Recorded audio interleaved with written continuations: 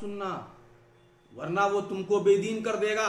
اب وہاں سے آگے چل کر کے جیسے ہی آپ صلی اللہ علیہ وسلم وہاں سے آگے چلے اور قرن الثعالب میں پہنچے، جو واقعہ پیش آیا، آئیے اما عائشہ صدیقہ رضی اللہ تعالیٰ عنہ کی زبانی اسے سنیں۔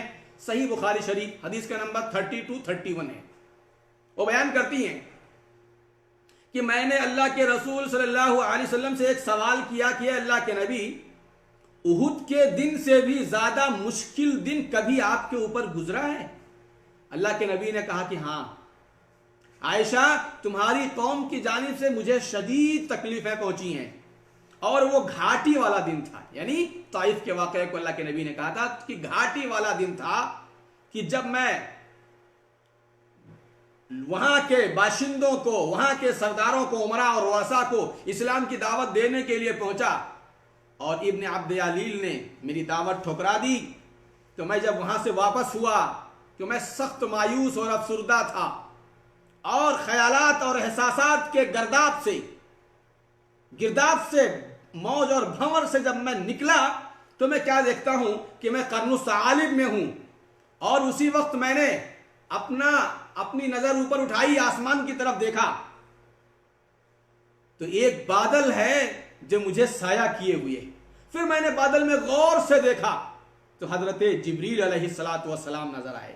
انہوں نے مجھ کو پکارا اور کہا، ہے محمد، اللہ تبارک و تعالی نے آپ کی قوم کی بات سن لی ہے جو آپ کے خلاف ان لوگوں نے کی ہے، اور جو جواب آپ کو ان لوگوں نے دیا ہے وہ بات بھی اللہ رب العالمین نے سنی ہے، اور اسی لیے اللہ رب العزت نے پہاڑوں کے فرشتے کو آپ کی جانب بھیجا ہے، آپ اس سے بات کریں اور جو چاہیں اسے حکم دیں، آپ کی مرضی کے مطابق وہ پہاڑوں کا فرشتہ کام کرے گا۔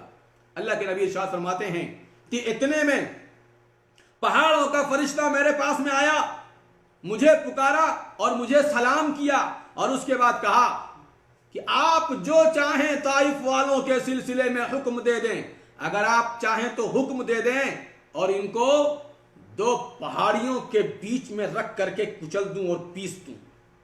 اللہ کے نبی نے کہا، بل ارجو ان یخرج اللہ من اصلابہم، بلکہ مجھے امید ہے کہ اللہ سبحانہ و تعالیٰ ان کی ذریت سے، ان کی نسلوں سے ایسے اشخاص پیدا فرمائے گا جو موحد ہوں گے، جو صرف اللہ تبارک و تعالیٰ کی عبادت کریں گے اور وہ شرک نہیں کریں گے۔ پیارے رسول صلی اللہ علیہ وسلم کی یہ آرزو پوری ہو گئی، اور 8 سال کے بعد پورا طائف مسلمان ہو گیا۔ جب آپ صلی اللہ علیہ وسلم زخمی ہو کر کے کچھ آرام اور راحت فرمانے کے بعد وہاں سے اٹھ کر کے قرن الثعالب میں پہنچے تھے، تو اس وقت یہ پہاڑوں کا فرشتہ آیا تھا، آپ نے جبریل امی کو دیکھا تھا۔ صحیح بخاری شریف کے اندر یہ روایت پوری تفصیل کے ساتھ میں موجود ہے۔ آئیے تھوڑا اور آگے بڑھتے ہیں۔ آپ صلی اللہ علیہ وسلم کو ایک خوشی تو یہ ملی، اور اللہ تبارک و تعالیٰ نے آپ کی ہمت اس طرح سے بڑھائی کہ حضرت عباس رضی اللہ تعالیٰ عنہ نے کلمہ پڑھ لیا، اور آگے چل کر کے جبریل امی آئے اور کہا کہ اگر آپ حکم دے دیں تو ان کو دونوں پہاڑوں کے بیچ میں رکھ کر کے پیس دیں۔ اور آگے ایک اور خوشی ملی، جب آپ صلی اللہ علیہ وسلم وہاں سے چل کر کے مکے کے قریب آ گئے، وادی نخلا میں آپ نے قیام فرمایا۔ یہ مکے سے قریب میں ایک وادی ہے، ایک گھاٹی ہے، وہاں آپ نے قیام فرمایا، اور آپ صلی اللہ علیہ وسلم نے صبح کی نماز پڑھائی، نماز فجر۔ تو جنوں کی ایک ٹولی اور جماعت حاضر ہوئی، اور وہ جماعت مسلمان ہو گئی۔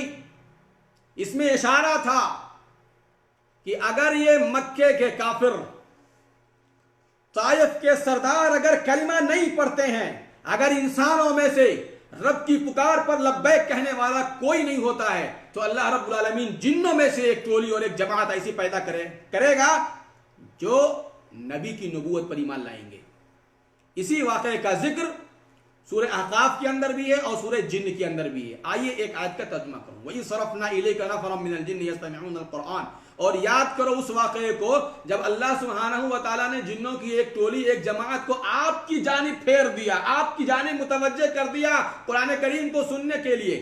پھر جب وہ لوگ وہاں حاضر ہوئے اور جمع ہوئے تو آپس میں کہنے لگے ایک دوسرے سے، خاموش رہو، خاموش رہو، غور سے سنو۔ جب تلاوت ختم ہو گئی حلقہ بگوش اسلام ہو کر کے وہ ڈرانے والے بن کر کے اپنے گھروں کو واپس ہوئے.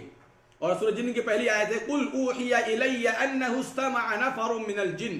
اللہ کے نبی آپ کہہ دیجئے کہ جنوں کی ایک جماعت نے اس قرآن کریم کو غور سے سنا ہے، میری طرف اس بات کی وحی کی گئی ہے، اور ان لوگوں نے کہا کہ ہم نے عجیب و غریب کلام سنا ہے، یہ کلام ہمیں رشد اور ہدایت کی طرف بلاتا ہے، رہنمائی کرتا ہے، پھر ہم اس کے اوپر ایمان لے آئے.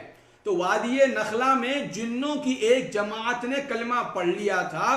آپ صلی اللہ علیہ وسلم کو اس بات کی بڑی خوشی ملی. حدیث کا نمبر ہے 4921 جو صحیح بخاری شریف کی روایت ہے. جنوں کے اسلام لانے سے متعلق ہے. حدیث ذرا لمبی ہے اس لیے میں نے صرف اس کا اشارہ کر دیا ہے. آئیے تھوڑا اور آگے بڑھتے ہیں.